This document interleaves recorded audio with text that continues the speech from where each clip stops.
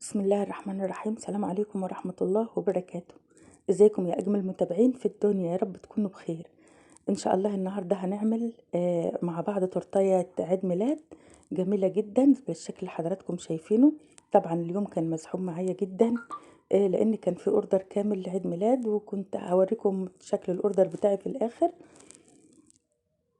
ان شاء الله هندخل الفيديو بتاعنا ونسمي ونصلي على رسول الله، ونشوف احنا عملنا التورتايه الجميله ديت ازاي. وطبعا كنت عامله معاها ميني كيك، وعامله معاها كبات زي ما العامله طالبه. تعالوا كده بقى ندخل الفيديو بتاعنا ونسمي ونصلي على رسول الله ونشوف. معلش الخيال الاضاءه ما كانتش عاليه معايا في الفيديو، علشان كده في خيال على خيالي وانا بصور. لما رصيت الحاجه بتاعتي وقلت اصورها وافرجكم عليها عشان تشاركوني اللحظة الحلوة ديت، وتشاركوني وتقولوا لي ارائكم. اللهم صل وسلم وبارك على سيدنا محمد. انا جيت هنا نزلت ب3 حبات من البيض اللي في الاول، وعامله دقيق اسبونج بيتي انا عاملاه وخلطاه على بعضه. فطبعا الدقيق ده عباره عن ايه؟ عن كوبايه، كوبايه ونص دقيق، وكوبايه الا ربع نشا، وكوبايه الا ربع سكر مطحون، ومعلقه محسن جل، ومعلقه فانيليا، ومعلقه ونص ربع معلقه خل، يعني ذره من الخل ذره من الملح. وحطيتهم في العجان، وطبعا ضربوا خد القوام ده. حطيتهم في صاج 30 في 40. عملت من الصاج ده 3، عملت 2 2، واحد ابيض وواحد شوكولاته، وواحد نص ابيض ونص شوكولاته. هقول لكم ازاي عملت كده. ده صاج ابيض، وده الصاج بقى اللي هو ضربت نص المقدار، يعني ضربت المقدار 3 بيضات برضو، وكوبايه ونص دقيق، وبمج الشاي، ونص كوبايه نشا، ونص كوبايه سكر، ومعلقه صغيره محسن جل، وذره من ومعلقه فانيليا، وذره من الخل. ونزلت كده زي ما حضراتكم شايفين عليه، وفضيت نص الخليط في الصاج، والنص التاني ضفت عليه معلقتين كاكاو خام اسباني، وضربتهم في المضرب برضو في العجان اسفة. وكده عملت الصاج بمقدار، يعني صاج مشكل شوكولاتة على فانيليا. وده الصاج التالت بقى معايا.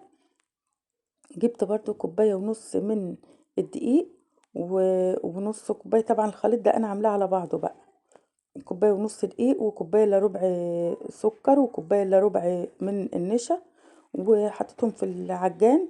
ونزلت عليهم بقى بايه؟ بمعلقتين كاكاو خام اسباني زي ما حضراتكم شايفين، ومعلقة محسن كيك شيف، ومعلقة محسن معلقة صغيرة، ومعلقة محسن جل، ومعلقة فانيليا، وذرة من الخل، وذرة من الملح. وفي العجان كده زي ما حضراتكم شايفين، وكوباية مليانة من المية، كوباية مليانة من المية. ونزلت كده بقى. طبعا عملت الشوكولاته في الاخر عشان ما تغمقليش لون الفانيليا، لان اللي طالبه الشوكولاته، حشوه التورتايه من جوه شوكولاته وفانيليا. طبعا الصاج علشان كبير والعجين كان اسفنج معايا قوي بصراحه. طبعا عشان ما يتكسرش مني بقيت ايه انا اشيل الارضيه كده بالترنش بعد ما احطها على القاعده بتاعه التورته. وجيت كده كنت عامله طبعا الكريم شانتيه بتاعي، عبارة عن ربع كيلو كريم شانتيه كان للحشوة، وكوبايتين ونص مية، وكوباية سكر، وده ايه، وحطيتهم في العجان. ضربتهم في العجان، عملوا معايا فوم عالي بصراحة وكان جميل. وجيت هنا بالقمع حشيت كده زي ما حضراتكم شايفين، وعملت الطبقات. انا مسرعة الفيديو علشان ما اطولش عليكم. عملت الطبقات وجيت بقى على الشوكولاتة بالشكل اللي حضراتكم شايفينه ده. جبت طبقات الكيك وحطيت عليه، حطيت على الكريمة شوكولاتة او جناش معلقتين، وضربتهم كويس. وزي ما حضراتكم شايفين حشيتها بكريمة الشوكولاتة.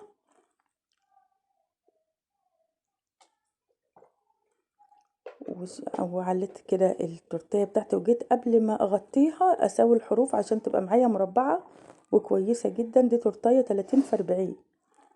جيت على طبعا من فوق هغلفها بلون، هي عايزة لون السيمون او البامبا الفاتح.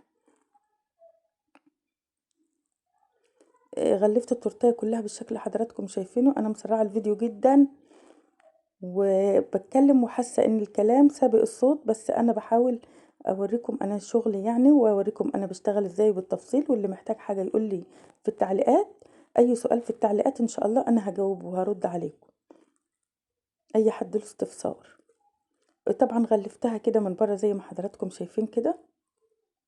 طبعا الشغل ده انا واسراء بنتي عاملينه مع بعض، واسراء لا عامله يعني نعتبر كنا بنشتغل مع بعض، لان اليوم كان زحمه جدا. كان عندنا الاوردر طبعا كامل زي ما قلت لحضراتكم في اول الفيديو. عيد ميلاد كان اليوم زحمه وكنا مرهقين بصراحه، وفي حاجات كتير انا معرفتش اصورها لان الست اللي طلبت الاوردر كانت مستعجله عليه وكده.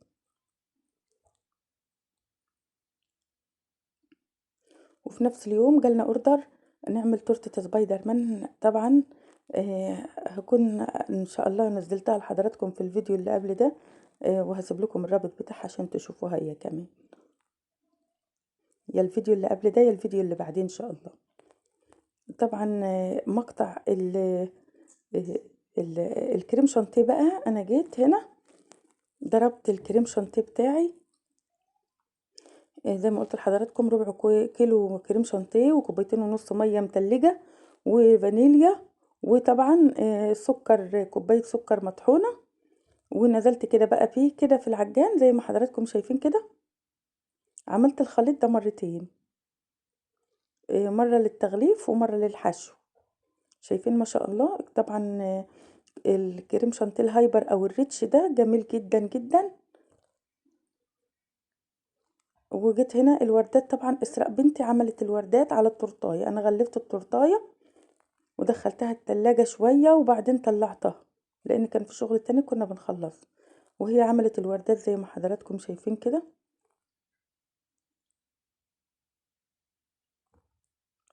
وحوالين الوردات جينا على التورتايه عملنا روزيتات. وجينا بقى عملنا القمع كده ورق شجر، عملنا قطعة القمع ورق شجر، وعملت ورق شجر حوالين الوردات اللي هي عاملاها. ربنا يبارك فيها ويحفظها يا رب.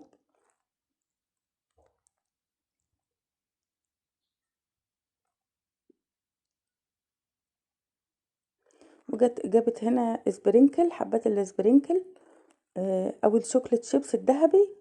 ملت الفروع الوردات مكان مكان الخله، لانها كانت رسمه الورده على الخله. وكانت كاتبين بقى الكلام بعجينه السكر وملونينها ذهبي.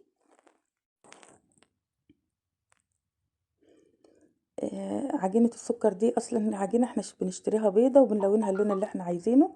وطبعا بالقطاعات قطعنا الحروف زي ما حضراتكم شايفين كده. وكتبنا هابي بيرثداي لوجي، لان صاحبة التورتية اسمها لوجي. وعملنا روزيتات وردات حلوة كده بعجينة السكر عليها.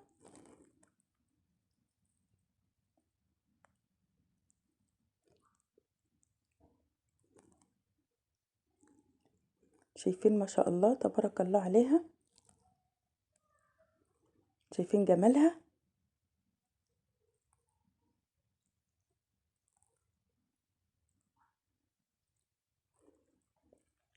طبعا انا صورت معاكم التورتيه بس ما صورتش الميني. انا مصوره معاكم الميني قبل كده، واكيد هنعمل منه فيديوهات كتير ومصوره. ودي الكبات بتاعتي طبعا قعدت عملتها انا واسراء قبلها بليله، يعني اليوم اللي هي طلبت فيه، ان هي كانت طالباها بكره، يعني إن طالباها مثلا النهارده وهتاخده بكره. احنا بقى عملناه وعملناه على طول. والميني اهو جمال. وده الاوردر بتاعنا وده شغلنا. يا رب يكون عجبكم، وإن شاء الله نعمل مع بعض فيديوهات جميلة كتير، ونعمل مع بعض حاجات أجمل وأجمل، وشغلنا يكون جميل وعجبكم وما يكونش ضيفة تقيلة عليكم. بحبكم في الله. السلام عليكم ورحمة الله وبركاته. إلى اللقاء في فيديو جديد في مطبخ وصفات وأصناف. معاكم أم مصطفى.